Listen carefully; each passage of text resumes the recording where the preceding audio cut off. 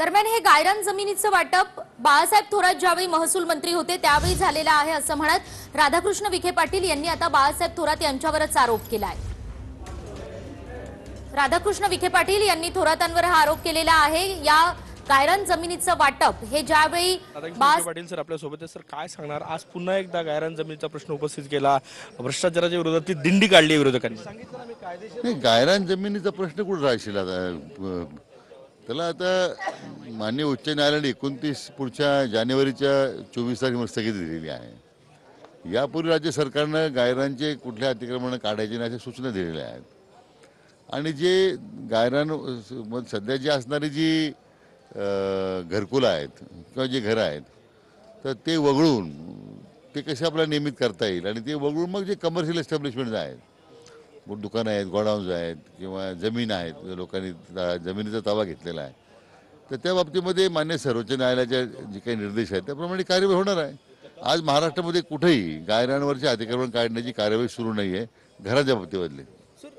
अब्दुल सत्तार यांच्यावर आरोप झाले, त्यांचा राजीनामा मागितला। आता संजय राठोड यांचं पण नाव असल्याचं आरोप जो आहे तो विरोधकांनी केलेला आहे। विरोधकांचं कामच आरोप करणं असं आहे की 2.5 वर्षाच्या महाविकास आघाडी सरकारच्या काळामध्ये जर लेखाजोखा मांडला तर हे जे आता सध्या कीर्तन करायला जे बसलेले लोक आहेत ना, हे निम्मे अर्धेच्यावर लोक तिथून गायब होतील अशी परिस्थिती आहे। असे काय आता वैफल्यग्रस्त असणाऱ्या या सत्ता गेल्याच्या वैफल्यातून हे सगळं सुरू आहे।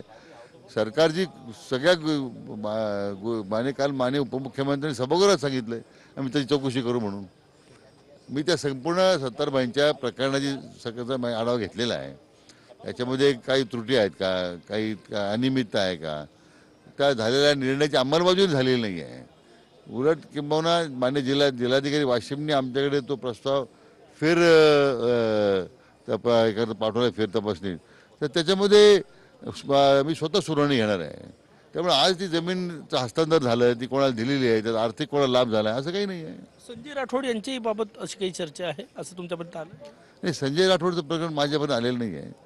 महसूल मंत्री आहेत, हे जमिनीच्या वाटप आणि या सगळ्या बाबत तुमचं आहे, हे सगळे वारंवार प्रकरण पुढे येत आहेत, सरकारला घेरण्याचा प्रयत्न विरोधकांकडनं होतोय। असं की शेवटी आज प्रत्येक ठिकाणी आपण ज्यावेळी जातो ते जमिनीवर मालकी महसूल खात्याचे राज्य सरकारचे आहे। आता या सगळ्या प्रकरणामध्ये परवा दिवशी माननीय उपमुख्यमंत्री जाहीर केला, आता 40 एकर जमीन NITची ही बेकायदेशीर हस्तांतर करण्याचा निर्णय माजी महसूल मंत्र्यांनी घेतला होता। त्याला आता त्या मान्य उच्च न्यायालयाने त्याला स्टे दिली, NIT कोर्टात गेली। आता हे जे भजन करणारे लोक बसलेले आहेत त्याच्यावर काय प्रतिक्रिया देणार आहे?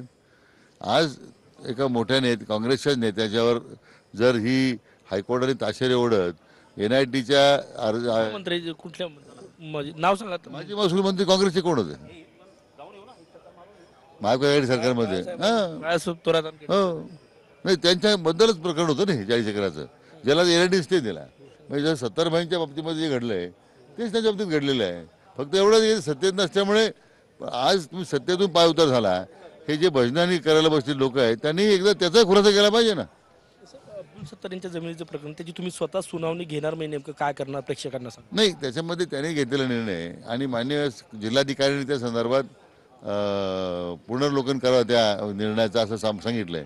दोन्ही बाजू तपासून पाहू पण